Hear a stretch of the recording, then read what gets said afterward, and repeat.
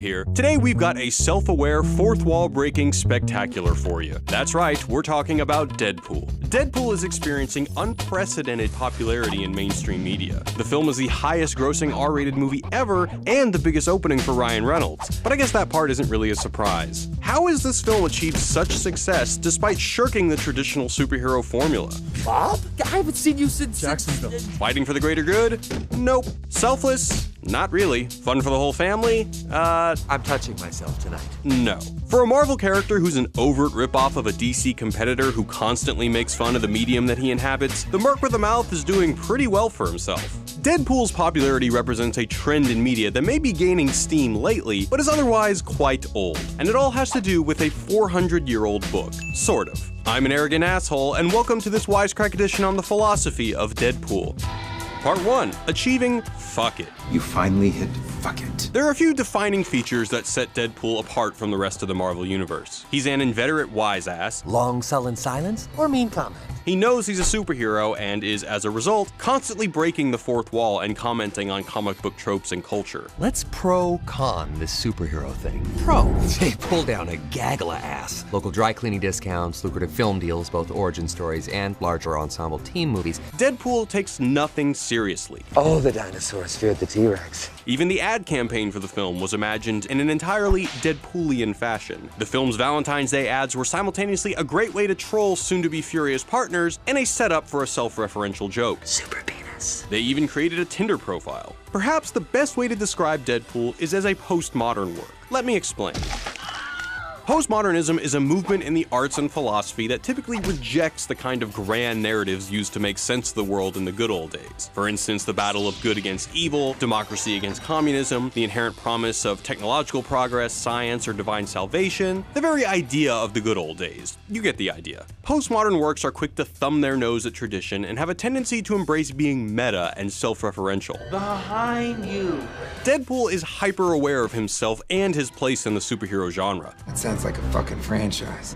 The film is full of Ryan Reynolds jokes, Think Ryan Reynolds got this far on his superior acting method? like the reference to the cinematic abomination The Green Lantern, his face on People magazine's Sexiest Man Alive, or the face of his vastly more appreciated counterpart also on People magazine. If the grand narrative that permeates superhero films is the triumph of good over evil, Deadpool, in good postmodern fashion, says, fuck it dude, let's go bowling. I mean, killing. Wrong movie, same idea. There is no grand battle of good over evil, just a guy out there killing a bunch of people for revenge and love. You're my hero. No, that I ain't. This tension between the old world and postmodernism is played out a couple different ways in the film. Colossus is constantly asking Deadpool to cut out the shenanigans and join the X-Men, We will make an X-Men of you yet. as if to rope him into the role of the good superhero, family-friendly, righteous, and so on. Use your powers for good. Heads up. Be a superhero.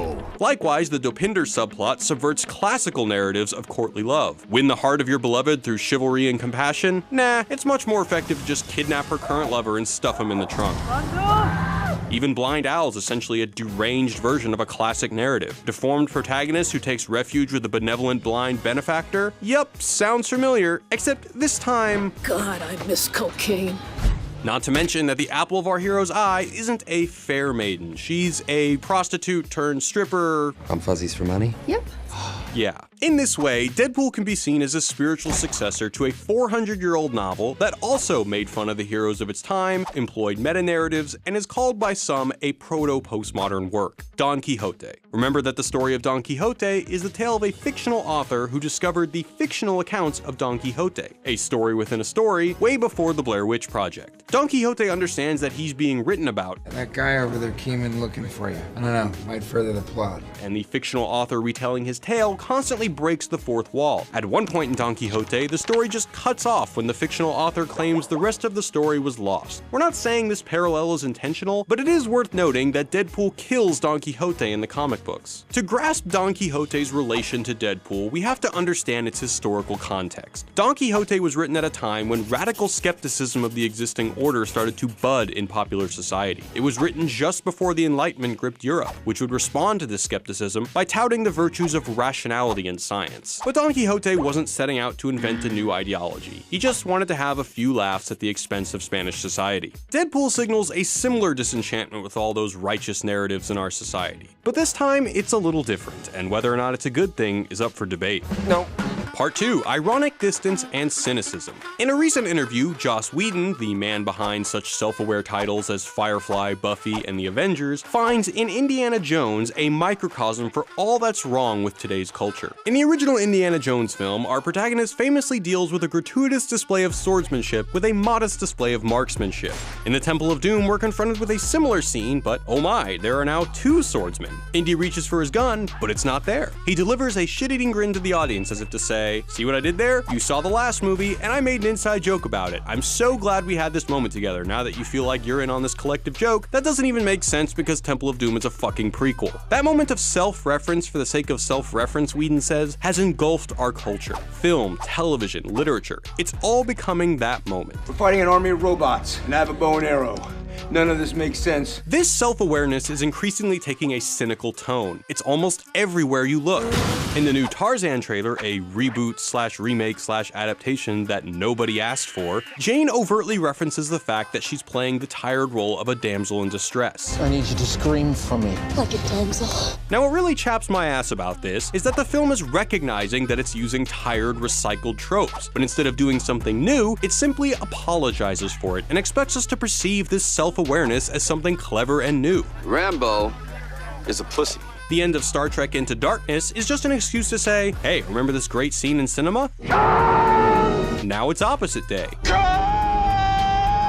22 Jump Street is the exact same plot as 21 Jump Street, but it's okay because we can all collectively identify with Ice Cube for calling them out on their bullshit. It's the same case. Do the same thing. Or as South Park frames it, It's Jim Carrey in whatever, you'll pay to go see it.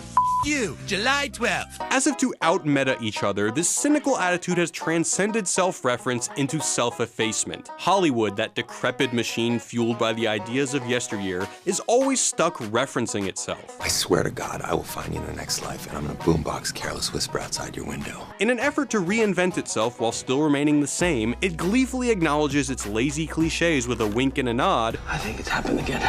like in Tarzan, or by employing irony to undercut a dramatic moment. We're all standing up now. Bunch of jackasses standing in a circle. Deadpool does both. It breaks the fourth wall to let us in on the joke, and it avoids serious drama like the plague. I was molested. Me too, Uncle. Uncles. Hollywood still employs familiar structures and tropes, but distances the audience from any kind of sincerity so that it feels new. I just want to get to know the real you, not the two-dimensional sex object peddled by Hollywood. Yeah. Is this Hollywood version of #SorryNotSorry gratifying for the viewer, or have we just come to terms with the fact that there's nothing new to say? Deadpool's humor is largely driven by this sense of cynicism and ironic distance. Whether he's being tortured or about to be gruesomely maimed, Did I leave the stove on? Deadpool remains unfazed in the face of what would normally be considered high-stakes situations. Even the tension of combat scenes are undercut by self-aware humor. Really? Rolling up the sleeves? Also, he can't die, so that probably helps. If Deadpool is immune to criticism, it's because he's defined by cynicism. He relentlessly deconstructs any trope that would endow meaning to the film. Love is blind, Wade. No, you're blind. Deadpool is more or less Wade Wilson's journey to become hot again. Catching him was my only chance to be hot again. Itself a shallow endeavor, even if to reclaim his lost love, or really, lust. It's a face I'd be happy to sit on. Deadpool evades criticism because he has no moral scruples or values to defend. The way we... His identity is purely reactionary. He risks nothing. He just makes fun of everything. Okay, guys, let's get out there and make a difference. Deadpool doesn't claim to be a good guy. The film has zero fucks to give. Its ad campaign doesn't take itself seriously, and the movie points out its own glaring flaws. The overuse of superhero tropes. Superhero landing. You gotta do a superhero landing. Superhero landing. Yeah, that's really hard on your knees. Or the obvious budgetary constraints. It's almost like the studio couldn't afford another X-Men. I mean, Negasonic Teenage Warhead is the Marvel Universe equivalent of a Walmart bargain bin DVD. Negasonic Teenage what? What the shit? But just because the movie is aware of and sort of apologizes for its lacking qualities, does that make it good? I have to admit I'm conflicted here. On the one hand, I find Deadpool's self-reflective, edgy commentary to be undeniably enjoyable. At the end of the day, Ryan Reynolds is damn charming, the action is awesome, and the jokes are disarming and quite fun. But then again, should we really give so much praise to a movie that essentially functions like an honest trailer for other comic book movies? Therein lies the danger with this trend. It never creates anything. An obsession with being meta that devolves into an endless spiral of meta. Fourth wall break inside a fourth wall break. That's like 16 walls. In this way, Deadpool isn't entirely dissimilar from another cultural movement, one that ironically loves the cliche, endlessly recycles culture, and constantly positions itself against the mainstream.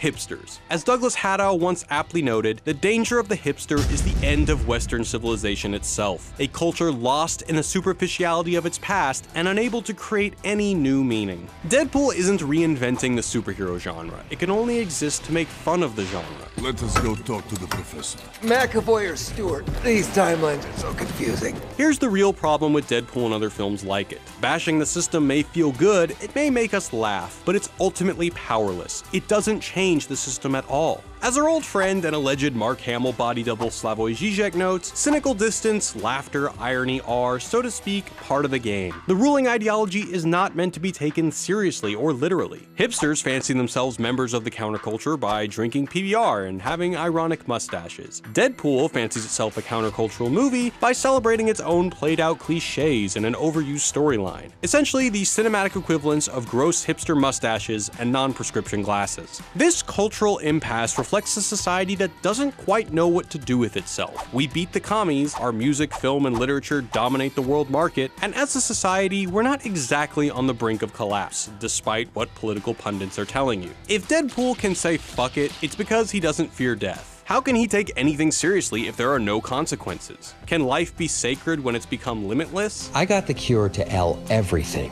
Hell, if the superhero genre survived these dumpster fires, then maybe it can't die either. So fuck it, why not break all the rules? Hear the music. Interestingly, the very sanctity breaking of the comic book was inspired by a similar problem, except rather than feeling that Deadpool the comic was uncancelable, they felt it would be cancelled at any minute. What ensued was a similar attitude of fuck it. If the comic was already dead, why not write it like nothing mattered? If we as a society can say fuck it, perhaps it's because death or any real existential threat has become either so distant or so close that we no longer care. So where does Deadpool land in our cultural landscape? Does it just use the fourth wall breaking to put a shiny makeover on the same old shit? Is it the ultimate cynical film, or does it actually achieve something new? It's over. Go home. Let us know what you think in the comments. Unlike Deadpool, Wisecrack isn't immortal. We depend on the amazing support of our sponsors like Squarespace to keep making great content for y'all. Squarespace has made it easy for anyone to make a smokin' website, and they're giving you 10% off your first order when you use the offer code Wisecrack. They've got tons of beautiful templates that make creating your own website easy. And because the folks at Squarespace are so damn cool, they're giving you a free 14-day trial to see for yourself. So go to squarespace.com/wisecrack or use the link in the description below to sign up today. Make sure to use the offer code Wisecrack to get 10% off your order. And we're constantly working on new videos, so poke Deadpool's chimichanga and you'll be taken to our channel page where you can check out our other videos and hit the subscribe button if you haven't already. I mean, it wouldn't be a bad idea. As always, thanks for watching. Peace.